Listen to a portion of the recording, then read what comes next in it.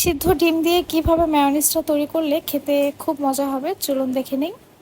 একটি ব্লেন্ডারের ছোট জারে আমি 2টা সিদ্ধ করে রাখা ডিম নিয়ে নিলাম। আর ডিমটাকে অবশ্যই ঠান্ডা করে তারপর ব্যবহার করতে হবে। 1 চামচ পরিমাণ কালো গোলমরিচ গুঁড়ো, সাথে দিয়ে দিলাম 3 থেকে 4টা রসুনের কোয়া। রসুনের কোয়াগুলোকে আমি কেটে নিয়েছি। এতে করে খুব দ্রুত এটা ব্লেন্ড হয়ে যাবে। অ্যাড করছি সামান্য পরিমাণে চিলি ফ্লেক্স। চিনি দিয়ে দেব 1 চা চামচ পরিমাণ, তবে আপনারা যদি মিষ্টিটা একটু বেশি খান তাহলে 1.5 চা চামচ পরিমাণ চিনি এখানে ব্যবহার করবেন। দিয়ে দিচ্ছি 1 টেবিল চামচ পরিমাণ ভিনেগার। 1 টুকরো লেবুর রস দিয়ে দিচ্ছি। লেবুর রস আপনারা চাইলে স্কিপও করতে পারেন, তবে মেয়োনিজের মধ্যে লেবুর একটা ফ্লেভার আসলে খেতে কিন্তু ভালো লাগে। চাইলে লেবুটাকেও কিন্তু স্কিপ করতে পারেন, সেক্ষেত্রে ভিনেগারের পরিমাণটা আরও একটু বেশি দিতে হবে। অ্যাড করছি গুঁড়া দুধ 1/3 কাপ পরিমাণ। আপনাদের কাছে যদি গুঁড়া দুধটা অ্যাভেলেবেল না থাকে সেক্ষেত্রে এটাও কিন্তু স্কিপ করতে পারেন, তবে গুঁড়া দুধটা ব্যবহার না করলে মেয়োনিজটা খেতে অতটা ভালো লাগে না। আমি আজকে মেয়োনিজটা একটু পাতলা করে তৈরি করব, আর এই জন্য আমি এখানে 2 টেবিল চামচ পরিমাণ পানি দিয়ে দিচ্ছি।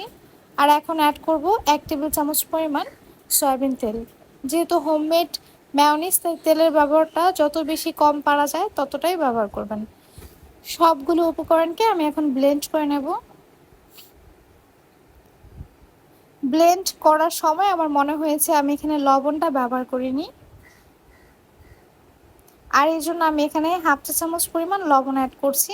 যেহেতু এখানে ভিনেগার এবং লেবুর রস ব্যবহার করা হয়েছে, তাই লবণের পরিমাণটা একটু বুঝে দিতে হবে। লবণটাকে মিশিয়ে আমি এখন এটাকে আরও একবার ব্লেন্ড করে নেব।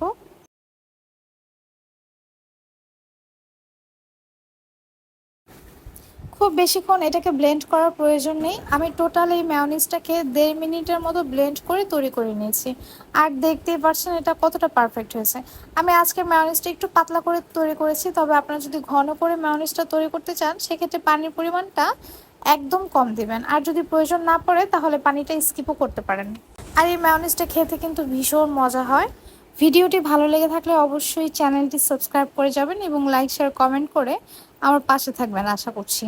আজ এই পর্যন্তই, আবার চলে আসবেন নতুন কোনো রেসিপি নিয়ে। আল্লাহ হাফেজ।